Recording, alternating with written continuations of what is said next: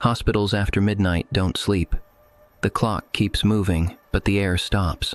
The white noise of HVAC flattens conversations, every beep and door click landing louder than it should. Security cameras stare into rooms we avoid, into corners our eyes slide past. They don't blink. They don't look away. And sometimes, this is the part I hate saying out loud, they don't record what happened. They record what shouldn't.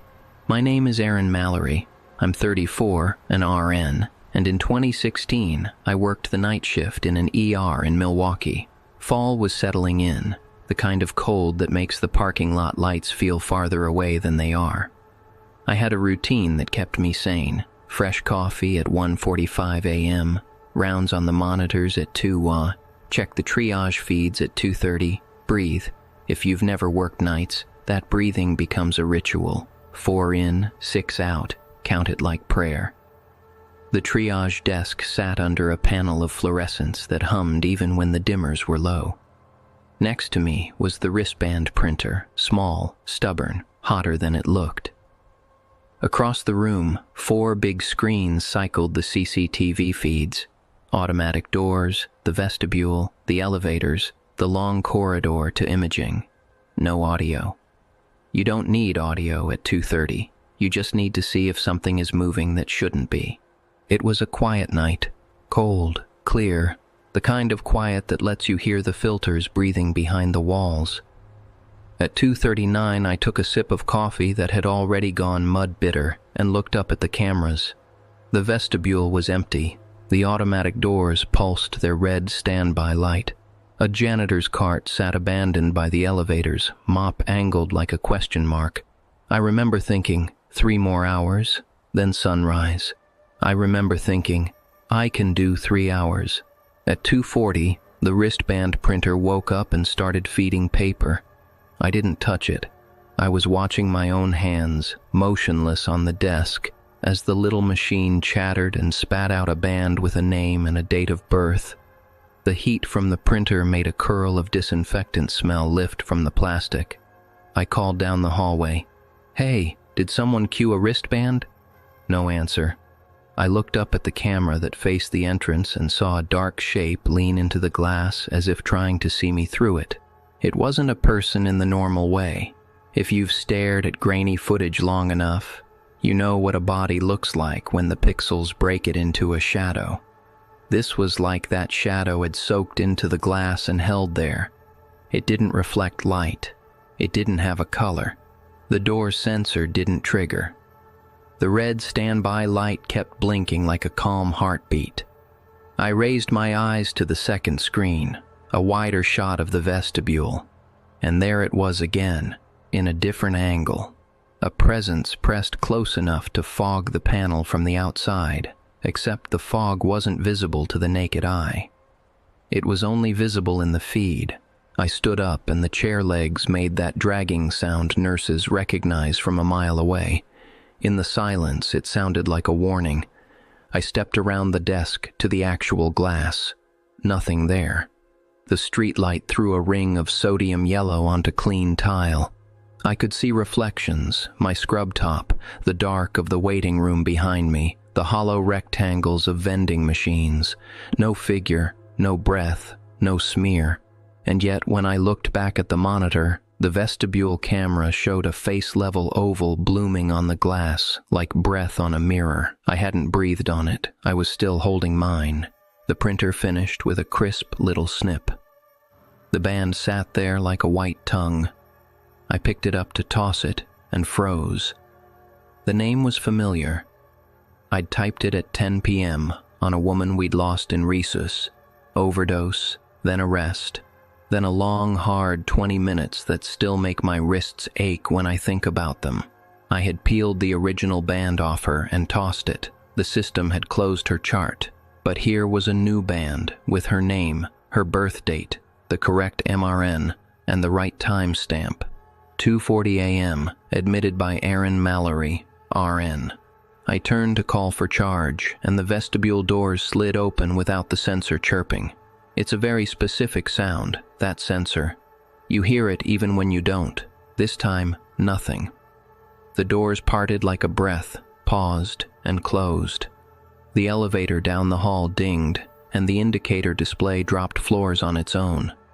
The janitor's cart, the one I'd noted by the elevator, blurred in the camera image like someone walked through it instead of around it. The pixels tore and then settled. I told myself, power glitch. I told myself, we've had worse. But my skin had other opinions, all of them cold. I looked back at the screen above the desk to catch the feed of the triage window and saw myself in the reflection, tired face, hair pulled back tight, head tilted like I was listening to someone. Behind my reflected shoulder, the shape in the glass was tall enough to make the fluorescent halo shield around it. It didn't have a face so much as an absence where a face should be. I spun on my heel. No one. The room behind me had that just cleaned smell that comes after a spill. I was alone at the desk. The automatic doors were shut. I stood there long enough for my heartbeat to get out of my throat and move back into my chest. Then a sound I can't fully account for, the tiniest squeak of my own glove against glass. Except I wasn't touching the glass. I stepped closer and saw it. A fogged circle the diameter of a breath, wavering, thinning, gone. When I set the wristband down, it was damp, not from my hand. My gloves were dry and the plastic shouldn't hold moisture like that unless it had been cold, like it had been outside. It left a faint crescent on the counter, like a thumbprint. I wiped it and the wipe came away clean. I paged security. They did the sweep with that particular brand of professional boredom that feels like safety. They found no one. We pulled the access logs and saw an admission tick at 2:40 a.m. to Door 3 Triage. It showed as unlocked for 1 second. No motion sensor, no badge, just a mechanical click that the system swore happened. When I started paying attention after that, I learned the click came every night. You don't hear it unless you're waiting for it, but once you do, you can't not. 2:40 a.m. The elevator stirs. The doors kiss and separate. The vestibule breathes where no one stands. I stopped taking my coffee at the desk after that. I started walking the long way around to avoid the glass. A week later, I printed a random band to test the printer. Blank. Fine. The next night, at 2:40, it fed exactly 5 inches of empty white and then clipped itself off, like it had thought better of it. I still have the band with her name, folded in the back of my badge wallet, even though I know I shouldn't. Some nights the plastic feels colder than it should, like it remembers a door that opened and pretended it didn't. I never worked within arm's reach of that glass again. I didn't like seeing myself with someone standing where no one could stand. It's the kind of thing you start to expect in the reflection, and then you expect it in the room. My name is Miguel Alvarez. I'm 41, an ER tech, and in 2019 I worked nights at a hospital on the east side of El Paso. If Milwaukee nights are cold and precise, ours were hot and a little sleep-drunk from the desert. The wind scraped at the windows like it had sand in its throat. We were in the middle of a pediatric wing renovation that pushed the small patients closer to the main ER and left the far hallway empty, sealed, and too clean. The contractors had left a single armchair in an L-shaped corridor, ugly thing with a vinyl sheen, and a toy car I kept meaning to toss, but kept forgetting to grab. We have cameras on those sealed areas for liability. They stare at drywall and ladders and the places where the floor turns in a way your eyes don't anticipate. I had a habit of watching the feeds to stay awake. 12:15 to 3 a.m. are the hours when you argue with yourself the most, about food, about rest, about leaving this job before it hollows you out. Watching construction footage feels like punishment, which helps. Around 12:40 a.m., the chair in the pediatric hall rotated. Not much, just a few degrees, like someone sat down and shifted. I'm not proud of how quickly I sat up. Air currents, I told myself, even though HVAC was off in that sealed zone and the door was taped. A minute later, the little plastic car rolled 3 feet against the slight downward slope of the floor. You could tell from the way it swam in the grainy footage it was moving slow, as if an invisible hand didn't want to get caught moving it. I pulled up the timecode window. It started to do a thing I'd only seen once before during an upgrade, seconds stuttering and then jumping, 2 12:41:12s in a row, a missing 12:41:19. The feed didn't pixelate. It was clean, steady, and wrong. I glanced at the intercom panel we used to buzz contractors in and got this stupid little chill because I could swear I heard a tune. You know the sound of a toy with a dying battery? Notes shrink and fall forward. That. An old-school lullaby squeezed through something metal. Our intercoms don't carry ambient audio. They are either open or closed. The light was off. It should have been quiet. I walked down to the sealed door. The plastic sheeting we'd put up to block dust was taped and undisturbed. The corridor on the far side was still and hot and smelled like solvent. I put my palm flat on the viewing panel and felt nothing. When I returned to the workstation, the feed showed a small body pass through the blind area between the two cameras in the L-bend. It didn't traverse the frame so much as claim it, like the picture had been repainted with a missing person placed in. I rewound frame by frame. The body didn't show directly. It showed only in a curved piece of acrylic shielding on the corner of a cabinet. Someone my brain stored as kid size went by in that bend, but only the reflection admitted it. I called security, and because I said pediatrics with too much tremble in it, they took it seriously. We did the boring stuff. You always do. We laid a strip of painter's tape straight along the hallway seam to see if anything crossed it. We set a roll of tape on the chair arm to see if it toppled. We wrote the exact position of the toy car on a sticky note and stuck it to the wall like idiots. Then we went back to the station and watched. At 1:22 a.m., the tape scooted left a finger width, smooth, like someone had pressed the glue down with a small palm and pulled. The roll on the chair stayed put. The car didn't move. Nothing obvious happened. The cameras caught everything and nothing.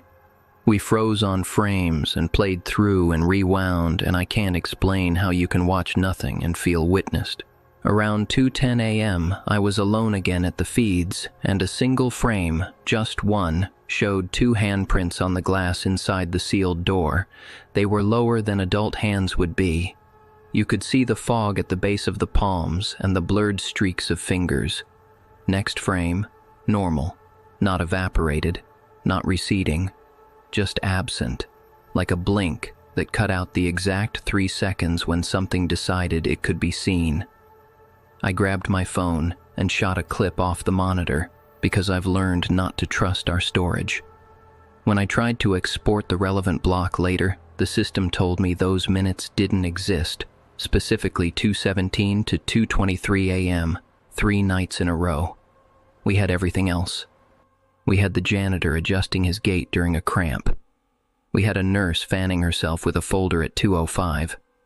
We did not have those 6 minutes, and in their absence was the shape of someone small. What I didn't show anyone until months later was a still I lifted from my phone footage. I'd zoomed in on the reflection in the steel door handle where the chair sat inside. The chair in the room looked empty. The reflection had weight in it, the mass a seated person makes even when a camera is lying.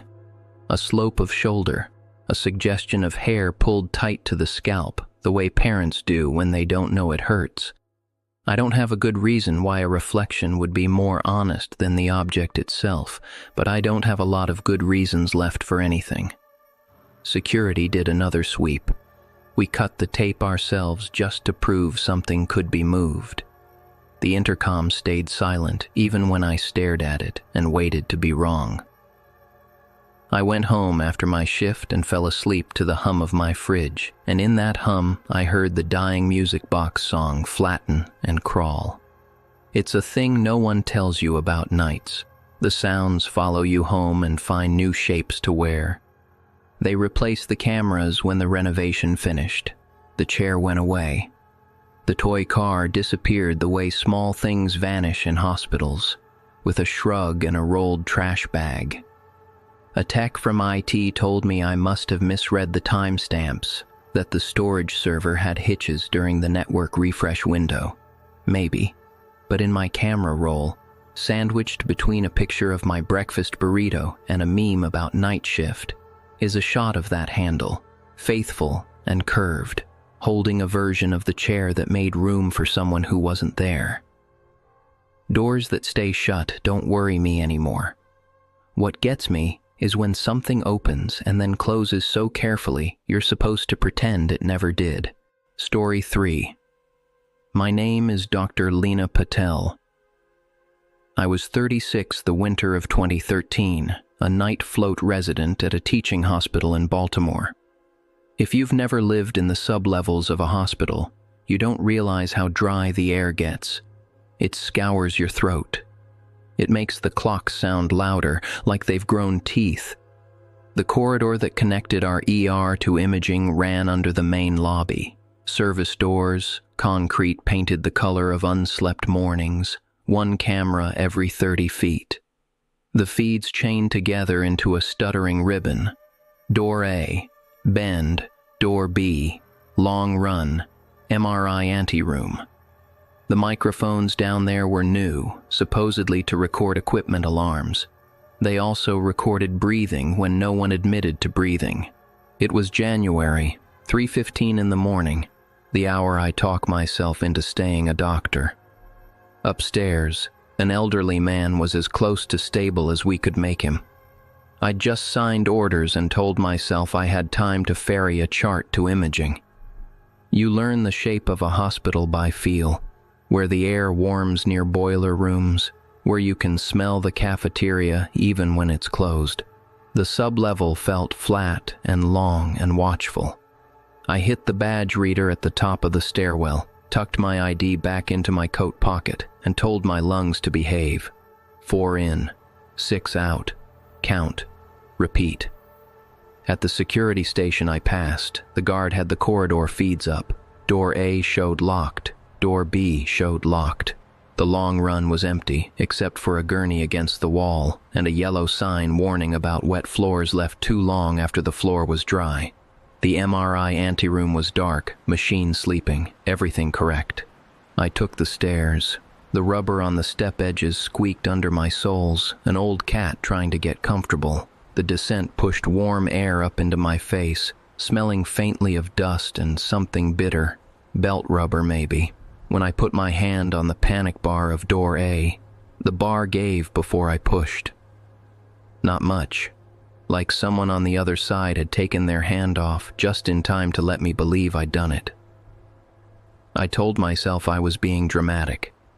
I stepped through. The long corridor was brighter than I expected. The fluorescence down there had a way of inflating distances. Every light reflected off painted concrete until the place looked like a photograph bleached in a tray. I could hear the ventilation system do its long inhale and measured exhale. I could hear my shoes. And through it, so soft I could have chalked it up to my head, there was that low rush of someone breathing at a steady 14 per minute. 14 is my number. It's what I count when the floor tilts under me and I need to make it level. I stopped. The sound did not. I lifted my chart out of habit and saw myself in the plexi of the wet floor sign. We all look the same in those reflections. Sallow under the lights, tired hung under our eyes like badges we don't show. Behind me, in the reflection, the corridor's bend held nothing. In front of me, the camera dome above door B glinted like a fisheye. I kept walking. When I reached the center camera, its tiny recording LED blinked and then went steady. If you've done enough scut on nights, you know the comfort of these little rituals. Green lights staying green. On the monitor upstairs later, the footage will show me halfway down the corridor at that exact second. It will also show, on the camera by door B, a figure in a white coat turn that corner toward MRI. The coat is my cut. The length is my length. The badge hanging on a retractable clip flashes between steps like a small, flat sun. I am, in that moment, on 2 cameras at once, and none of the explanations are kind. I heard the anteroom door click. It was the clean, nothing special click of a latch receiving a card it likes. I pulled my ID from my pocket because that's what you do when you don't know what else to do. You show the world your name. The card was already warm from my body. I touched the badge reader beside door B. It beeped once and flashed red. The denial we all get from time to time when the system is in a mood. Inside my coat, my ID clip gave a little pull I didn't cause, like it wanted to go somewhere I hadn't decided to go yet. The microphone above me dominated the feed with the simplest sound in the world. In, out, in, out. Not fast, not fearful. Add the tiniest hold at the top, the nudge I used to keep a patient from hyperventilating. I didn't hear it with my ears. I only knew later, sitting in the control room rewinding, that my private ritual had been recorded by a device meant to record hallway alarms. Breathing is intimate. Hearing your pattern when you haven't taught it to anyone feels like a boundary coming loose from the frame. I pressed on the panic bar to door B. It didn't budge. The camera above me watched me not go through. On the station monitors, the figure in the other camera had almost reached MRI. The timestamp stiff-armed forward in regular seconds, but the body covered distance too cleanly, as if the pixels had drawn a straight line between 2 points and then filled it with me. I doubled back. The corridor lengthened. I know how delusions work. I know how adrenaline plays tricks. But the end of the hall retreated by inches that felt like feet. The camera halfway down registered me passing it again, 4 seconds after I'd passed it already. When I looked up at it, just to ground myself, there was a static smear along the edge of its view, like breath on glass. 14 per minute. If you've counted with a patient, you know the kind of intimacy I'm pointing to. The intimacy of being copied. I heard the MRI tech laugh upstairs earlier when a call dropped, a small, embarrassed sound. Down here, laughter would have sounded like a siren. There was none. There was only the gentle click of a relay in the wall, so precise it felt like a metronome, and the feel of my ID clip slowly unspooling under my coat as if gravity had turned 90 degrees. I put a hand over it and felt it moving against my palm. The retractable cord went tense and then slack, like someone had just swiped my card through thin air. When I got back to the security desk, the guard was frowning in that polite, I'm not going to say what I think way. He rolled the footage. At 3:12 a.m., my badge, my number, my name, had opened door B.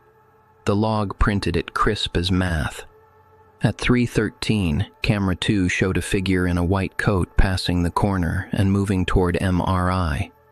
At 3:15, camera 4 showed the anteroom door closing. In every one of those timestamps, I was visibly in 2 places and physically in neither of them. Watching the video of yourself doing something you do not remember is as lonely as any feeling I've had in medicine. I asked him to send me the clip. I wanted to stare at it alone, in my call room, where the walls are too thin and the heater clanks from a pipe that has opinions. I watched myself walk away from myself. I watched the corner take me. When I tried to export a clean copy from the system, the file corrupted right at the turn. I tried again. Corrupted. We took a screenshot just before the bend. My head turned toward something off-frame, mouth slightly open like I was about to instruct a nurse or teach a student.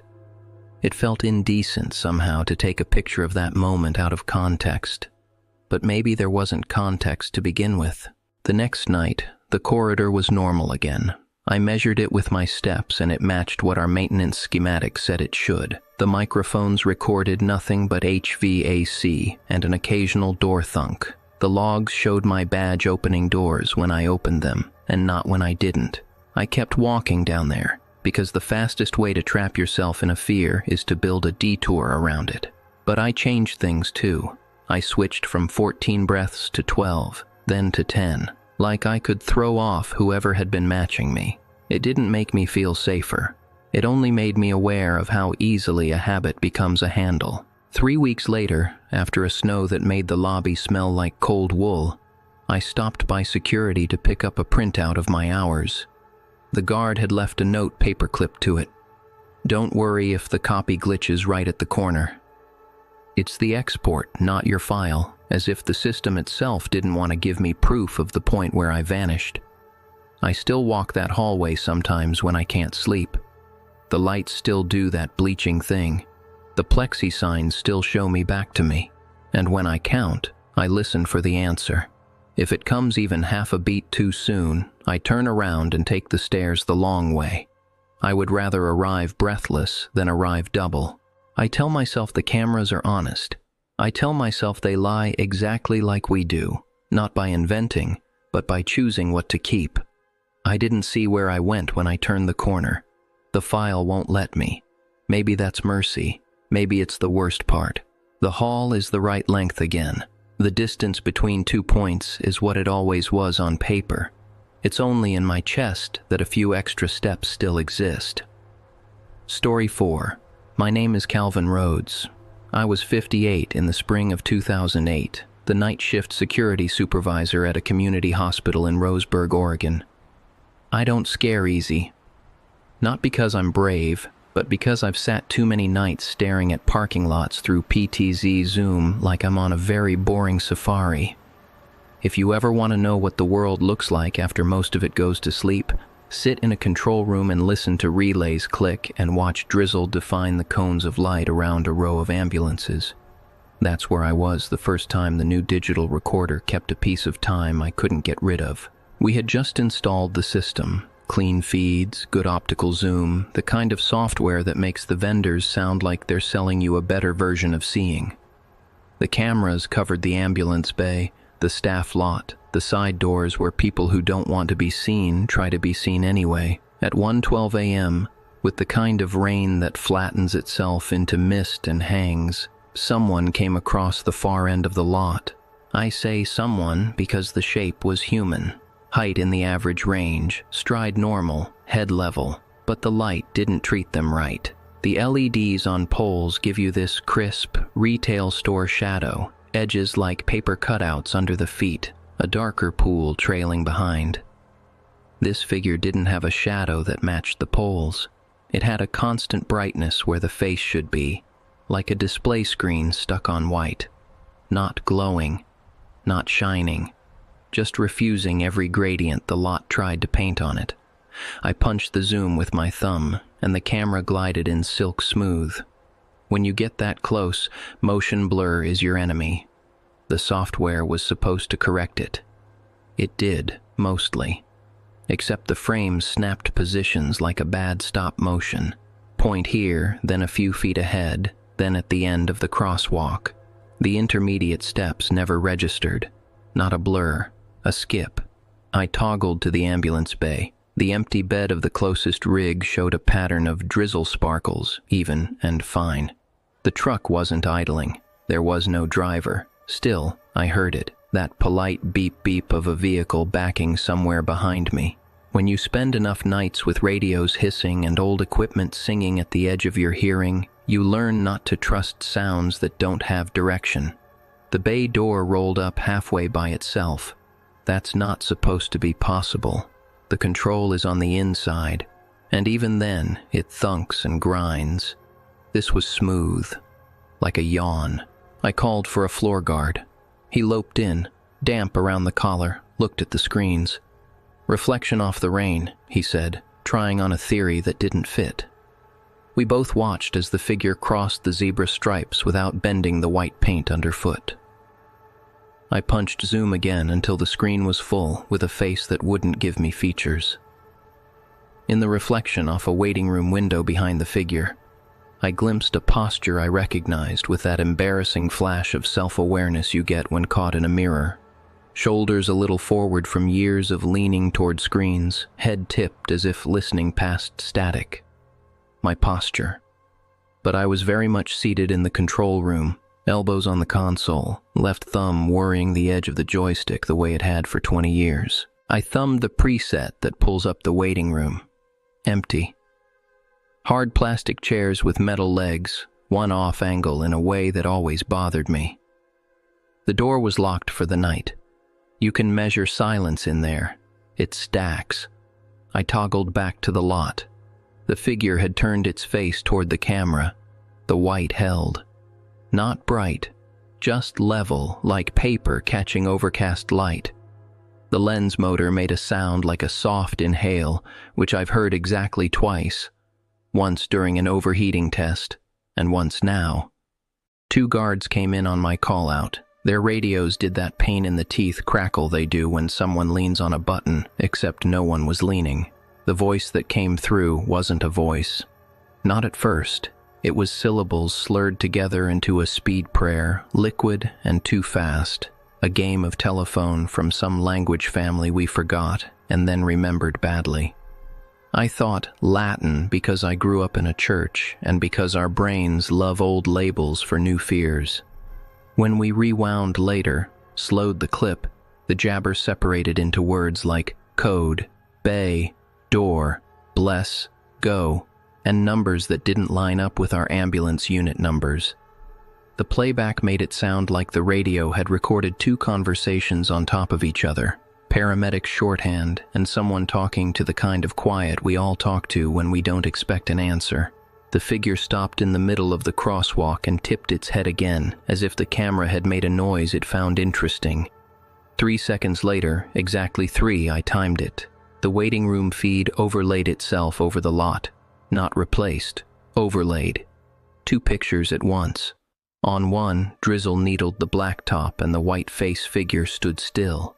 On the other, the plastic chairs in the waiting room moved by millimeters, a redraw so subtle I wouldn't have noticed if I hadn't been staring. A leg scooted in. The off-angled chair straightened by less than you could blame on a settling building. The overlay snapped off clean. The figure resumed moving. The bay door eased closed even though the control wasn't pressed. The beeping that had no source resolved into silence so complete it felt intentional. I don't chase people across lots anymore. I'm not as fast as I used to be, and I've learned that sometimes your job is to witness and to write a report that makes sense on the page without making sense to you. We checked the outside. Wet print on wet pavement is a thing you can recognize even at night. There weren't any. The mist swallowed everything past a few yards. Inside, I pulled the clip and tagged it for evidence because sometimes that's the only way to keep IT from cleaning the hard drive without asking. I tried to overwrite it later because that's procedure when you're done with a case. The DVR refused. 7 minutes from 1:12 a.m. to 1:19 a.m. would not take a new file. It would not delete. The bar that shows progress across time hiccuped and sat stubborn at the end like a line drawn in pen. I've got other clips from other nights overwritten 6 times. That one keeps itself. If you sit with anything long enough, it grows habits. Right around the spring equinox, then again in the fall, that same slot of time misbehaved. Not exactly the same, but close enough to put your nerves in order like you're waiting for a drill. The crosswalk at 1:12 held a vertical smear for 3 frames, even on dry nights. The waiting room chairs argued themselves closer to straight. The radios kept perfect discipline on channels we weren't using. I stopped telling the new guards about it, not because I wanted to be the only one carrying that file in my head, but because you can't train someone to recognize a thing you yourself only recognize in the negative space. The last time I tried something I'm not proud of. I stood in the ambulance bay, just at the edge of the camera's view, and held my hands out a little, the way a parent does when a toddler is walking toward them and they don't want to scare them into falling. The rain made a sound like frying. The bay door was half up again against any rule I could quote. In the waiting room window, I saw my own shape in the glass, shoulders forward, listening past static. And in the space where a face should have been in the lot feed, the flat white toned warmer by a degree, like a cloud passing between sun and paper. The lens on the camera made the soft inhale again. I felt the radios in the pockets of the guards behind me go tense with a squawk that didn't arrive. I put my hands down. I don't know why. It felt like a boundary, and I've done this long enough to know which lines are worth not crossing. There's a stack of DVDs in my locked drawer, labeled with dates and equinoxes and pen scratches that mean something to me and won't to anyone else. On one, there's a clean cut of those 3 overlay seconds, chairs and drizzle being themselves in different places at once. On another, there's nothing visible except a timestamp that refuses to gray out. I don't watch them. I keep them because keeping is what you do with proof that isn't useful. Because one day, some IT sweep will erase the original and I'll stand there like a man who dreamed it. And because the longer I sit in rooms full of monitors, the more I believe the story isn't just what the camera saw. It's the part of the camera that looked away. They tell you cameras keep us safe. That's true, until you realize safety is sometimes just a record of how the bad thing happened. What we saw those nights didn't happen, not in the way we could explain to a form. It was recorded anyway. On spring and fall nights, I still check the crosswalk at 112 without thinking about it. The chair in the waiting room is straight now. Somebody fixed it. The bay door motors still yawn sometimes, smooth as if a hand on the inside knew the trick we were told it didn't know. I don't wait for the face anymore. If I catch white where features should be, I let the camera settle back to its preset. Some things don't want you to zoom. Hospitals after midnight don't sleep. We pretend they do. We dim lights, we lower our voices, we tell ourselves the cameras will keep the world lined up while we catch our breath. But the tapes don't dream with us. They stay awake, counting seconds, counting steps, counting breaths that sound like our own. I used to think the job was to catch what people did. Lately, I wonder if the real work is to sit with what the world does when we think we've arranged it into sense. I keep those 7 minutes because I don't know what else to do with them. On some nights, you hold on to what won't be held, and on others, you let the drizzle erase prints that weren't there. If you do this long enough, you learn to tell the difference between mercy and routine. They look the same on a monitor. Until they don't. The thing about closing a night is you don't. You step out of it and let the machines keep watching. The recordings persist even when we try to forget. In the morning, someone props the waiting room door with a triangular wedge and the chairs squeak as staff drag them to mop underneath. The sun flattens the parking lot shadows into crisp, agreeable shapes. Everyone claims their badge opens doors only when they make it. But if you ask the night crew about the hours between 2 and 4, you'll see the same small pause between sentences. It's the beat where the room remembers, before the people do, that it was not empty. Cameras exist to keep us safe. They also keep score of the things we can't take back. Since then, silence bothers me more than any alarm.